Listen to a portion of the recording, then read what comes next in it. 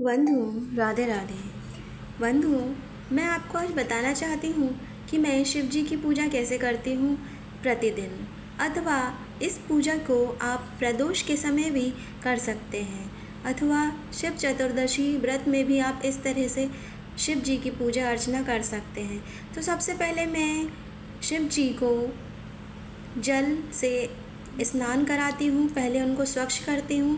तो 1 लोटा शुद्ध जल ले लें और फिर शिव जी पर चढ़ाएं और हल्के हल्के हाथों से उनके चारों ओर की सफाई कर दें।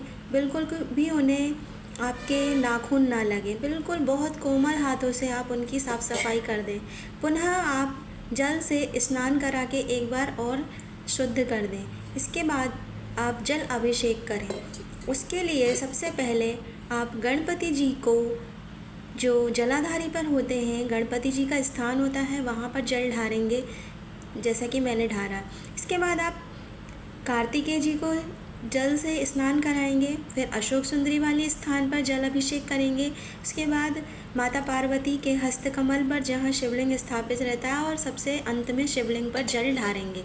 इस तरीके से आप शिवलिंग के और शिव जी के समस्त परिवार को आपने जल ढार दिया। इसके बाद आप शिवलिंग पर दूध, दही, घी, शहद, शक्कर किसी भी चीज़ से उनका जल अभिषेक कर सकते हैं। पंचामृत से अभिषेक कर सकते हैं।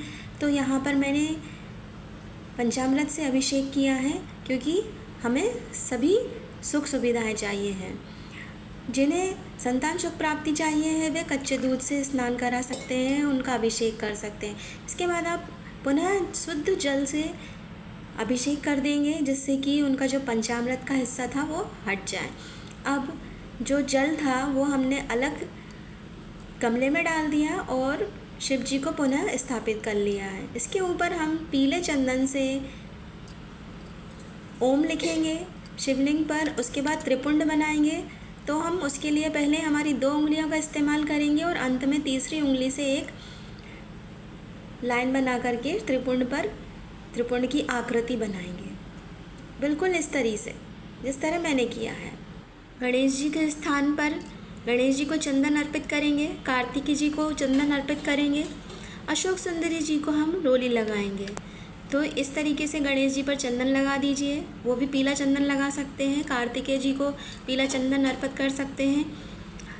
शंकर जी को शिवलिंग पर अष्टगंध अर्पित कर दीजिए। यदि आपके पास हो तो आप अष्टगंध, अश्वगंधा, गुलाल, अबीर से इनका श्रृंगार कर दीजिए। इसके बाद आप सफ़ेद चावल अर्थात अक्षत जो कि बिना टूटे हों आप उन्हें अर्पण कर सकते हैं। चाहे तो आप सफ़ेद चावल से विशेष उपाय भी कर सकते हैं कि पहले अशोक सुंदरी को एक चावल का दाना छुला करके वही शिवलिंग पर अर्पण कर सकते हैं जिससे कि आपके सभी दुख समाप्त हो जाएं। इसके बाद आप काले तिल अर्पण कर दें शिव जी को जिससे कि समस्त दुख हमारे समाप्त हो जाएं। अक्षत और तिल अर्पण करने के बाद जनेऊ, मौली, वस्त्र स्वरूप उनको भेंट कर दीजिए, उनको अर्पित कर दीजिए। एक सफ़ेद पुष्प आप शिव जी पर अर्पण कर दीजिए। साथ ही गणेश जी पर, कार्तिकेय पर आप ये सफ़ेद पुष्प अर्पण कर सकते हैं। शमी पत्र यदि आपको मिल जाए शमी पत्र चढ़ा दीजिए। पूरा एक शमी पत्र चढ़ाया जाता है। यदि वो ना मिले तो आप चाहें तो बेलपत्र भी चढ़ा सकते हैं। बेलपत्र पर पीला चंदन से आप ओम लिख दीजिए अथवा तिलक कर दीजिए और शिव जी को अर्पण कर दीजिए। साथ ही अशोक सुंदरी जी पर आप रोली का तिलक कर दीजिए। पार्वती जी के हस्तकमल उनको भी आप रोली का तिलक कर दीजिए। उन्हें जासून का लाल फूल या लाल गुलाब या कोई और फूल जो आपको मिल जाए वो भी आप अर्पण कर सकते हैं। यहाँ पर मैंने जासून का लाल फूल अर्पण किया है। इसके बाद हमने दूसरे सफ़ेद फूल जो कि सुगंधा के थे वो हमने सभी जगह अर्पण कर दिए हैं। इस तरीके से हमारे शिवलिंग और हमारे शिव परिवार कितने सुंदर लग रहे हैं आप देख सकते हैं।